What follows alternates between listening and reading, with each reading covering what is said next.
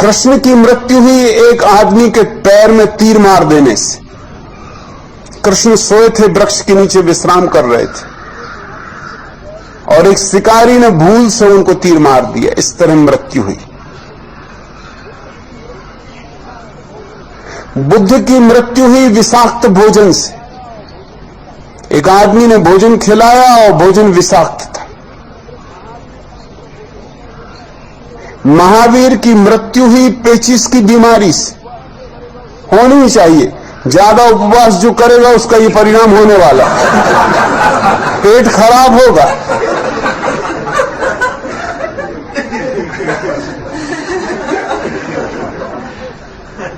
मुझे कम से कम इतना तो हक है कि मैं अपने ढंग से मरूं।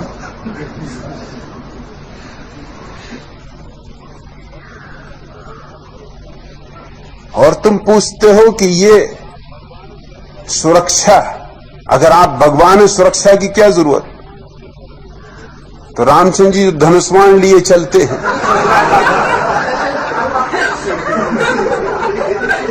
तुम क्या उनको कोई कोलभील समझे हुए हो कि गणतंत्र दिवस पे भाग लेने दिल्ली जा रहे हैं कि वहां जुलूस निकलेगा? वो काहे के लिए हाथ में रखे हुए हैं धनुष्वाण? मच्छर वगैरह को भगाने के लिए, खटमलों को मारने के लिए? तुम जो प्रश्न मुझसे पूछते हो पहले अपने भगवानों से पूछ लिया करो।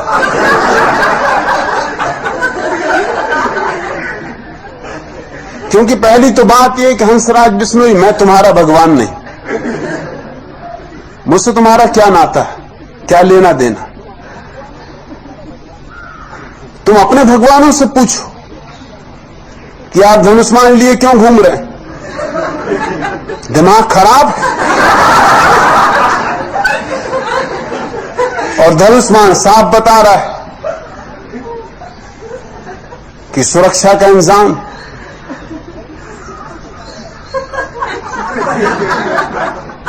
और कृष्ण ने जब चक्र घुमाया तो वह क्या था? सुरक्षा इंतजाम नहीं था तो और क्या था?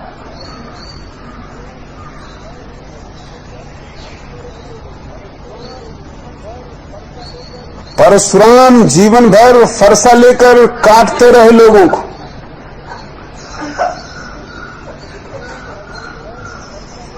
और फिर भी तुम उनको भगवान माने चले जाते। ना तो मैं कोई धनुष्मान लिए हुए हूं, ना कोई फरसा लिए हुए हूं।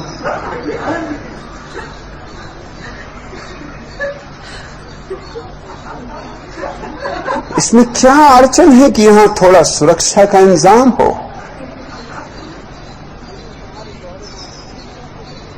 लेकिन तुम्हारे दोहरे मापदंड,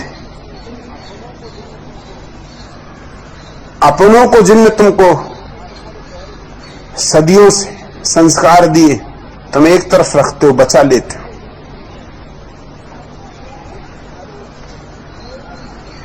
मुझ पे तुम्हारे प्रश्न उठते।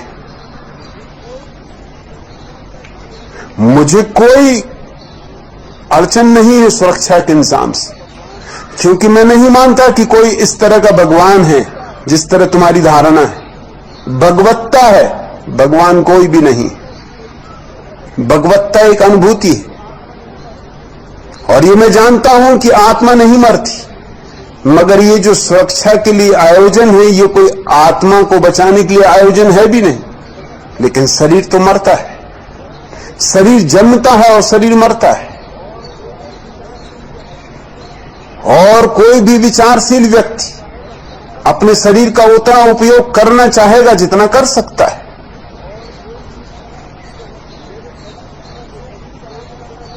मेरे शरीर से मैं जो भी काम करना चाहता हूं, पूरा करना चाहता हूं। इस शरीर को बचाने की पूरी व्यवस्था होनी चाहिए। कोई कारण नहीं। जो इसे प्रेम करते हैं वो बचाने की कोशिश करेंगे। जो चाहते हैं कि ये शरीर उनके काम और कुछ देर आ जाए, वो इसे बचाने की कोशिश करेंगे।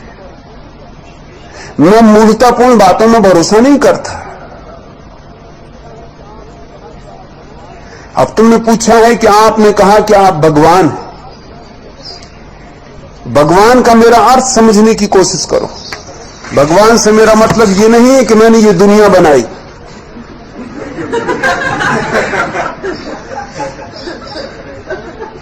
इस तरह की मूर्खतापूर्ण दुनिया में बना नहीं सकता। ये जुम्मा लेने को मैं राजी नहीं। ये अपराध मैं स्वीकार नहीं करूंगा।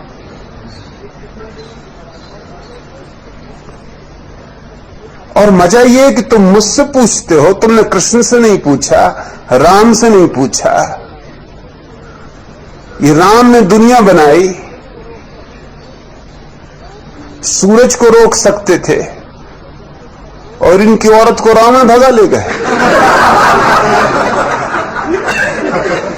गजब के सर्वशक्तिमान, बड़े सर्वज्ञ, बड़े सर्वव्यापी, अपनी औरत को भी न बचा सके और क्या खाक बचाएंगे।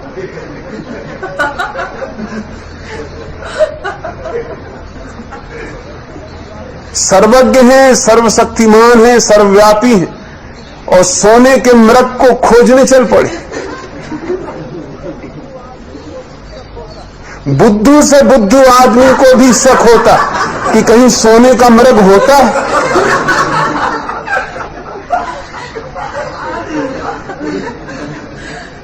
मगर तुम ये प्रश्न उनसे नहीं पूछोगे क्योंकि उनको तुम मान के ही बैठे हुए हो, पूछने का सवाल ही नहीं उठता है। और फिर सीता को लाया गया लंका से छीनकर, तो उसकी अग्नि परीक्षा ली गई। और ये सर्वज्ञ, जब सर्वज्ञ हैं और सर्वव्यापी हैं तो उनके पति होना चाहिए कि सीता ने कोई भी ऐसा काम नहीं किया है कि उसकी अग्नि परीक्षा ली जाए। ये कैसी सर्वज्ञता है। इनको ये भी पता नहीं, इनको शक है कि कहीं सीता भ्रष्ट न हो गई हो। ये पुराना दकियानुसी पति का दिमाग कहीं कहीं सीता का सतीत्व नष्ट न हो गया हो। सीता कहीं ज्यादा समझदार महिला मालूम पड़ती है।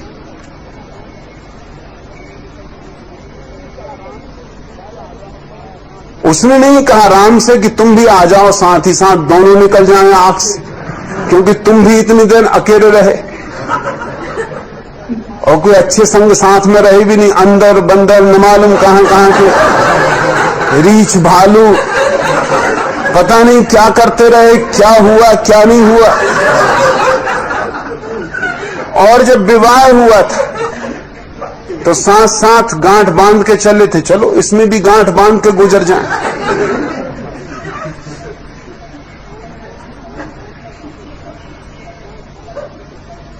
ये सर्वज्ञ है।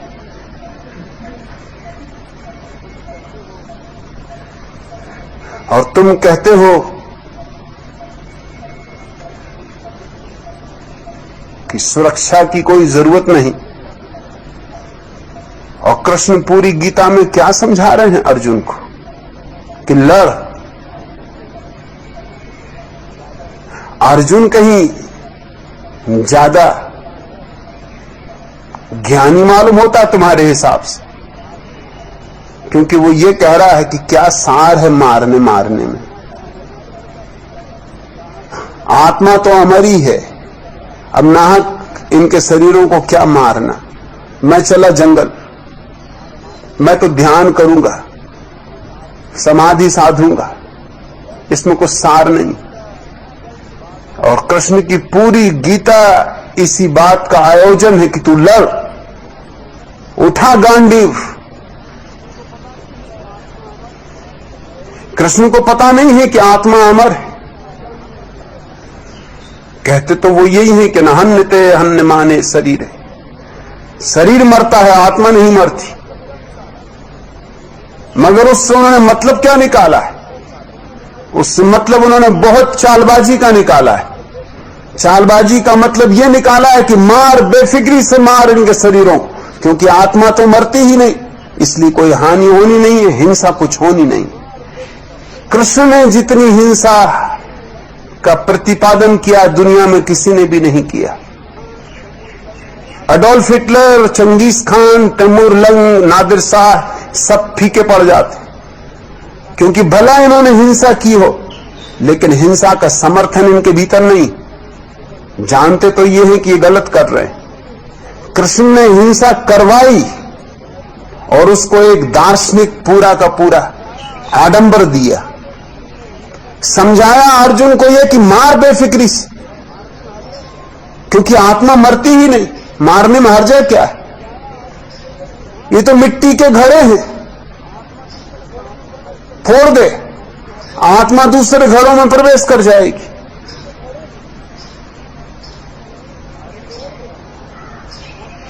तुम इन सारे लोगों को भगवान मानते रहे हो।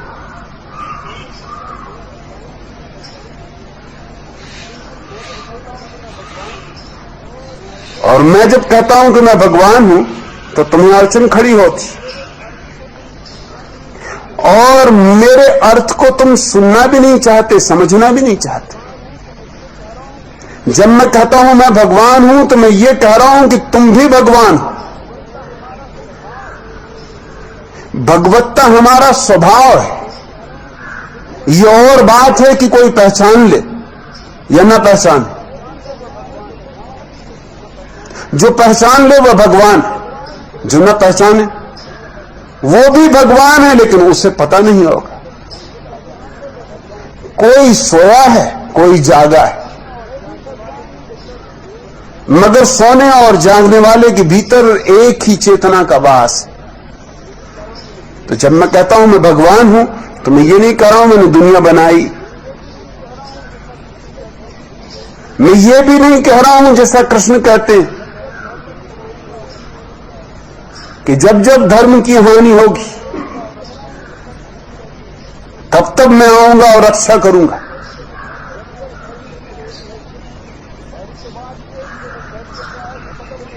पहली तो बात यह है कि जब वो पहली दफा आए थे तब कौन सी रक्षा कर ली? अब क्या खाक रक्षा करेंगे? सच तो यह है कि कृष्ण की मौजूदगी के कारण जितनी अमानवीयता और जितनी हिंसा उस समय हुई, अब अच्छा ही होगा कि वो दोबारा ना आए, कृपा करे। जब आए थे तब भी कोई रक्षा नहीं हो गई धर्म की, अब क्या खाक रक्षा कर लेंगे धर्म की आगे? मैं कोई दावा नहीं करता धर्म की रक्षा का, और न ही दावा करता हूं कि मैं कोई अवतार हूं। उधार बातें मुझे पसंद नहीं। मैं क्यों विष्णु का अवतार होऊंगा? विष्णु मेरे अवतार नहीं, मैं उनका अवतार नहीं।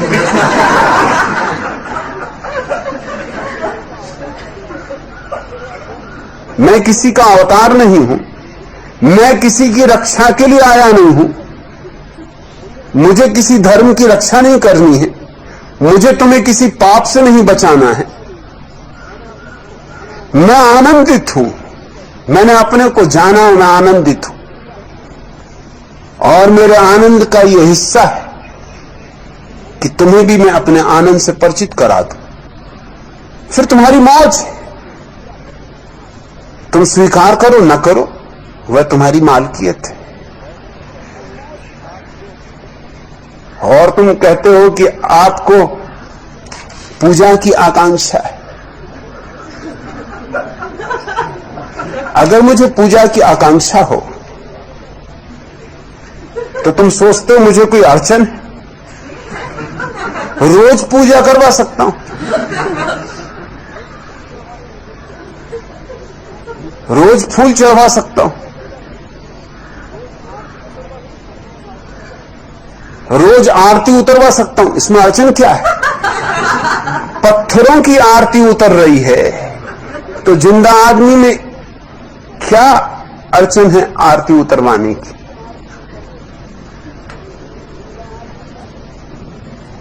वो जो मेरी माला है उसमें जो तस्वीर अटकाई हुई है वो सिर्फ भारतीय भोंदुओं को चौंकाने के लिए, और कुछ भी नहीं।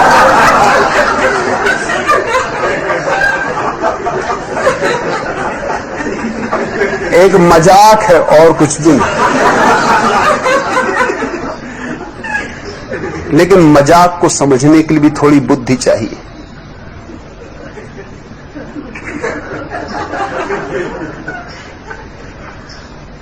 ना तो मैं किसी को कह रहा हूं कि मेरे पैर छुओ, ना मैं किसी को कह रहा हूं मेरी पूजा करो। मैं तो आता भी हूं तो मैं चाहता नहीं कि कोई उठ के खड़ा हो। शायद ये भारत में होने वाली पहली धर्म सभा होगी जहां आने पर गुरु के शिष्य बैठे रहते। तुमने कहीं कोई सभा देखी जहां गुरु और शिष्य बैठे रहे?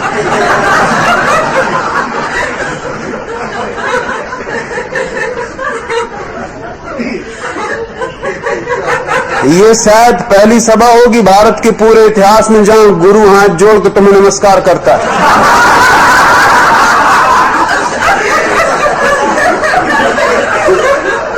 क्या पूजा? किसकी पूजा? मगर बंधी हुई धारणाएं लेके आओगे तो अड़चन होती, और बंधी हुई धारणाएं लेके आ जाते हो तो वंचित रह जाओगे उससे जो यहां घट रहा है। यहां बहुत कुछ घट रहा है।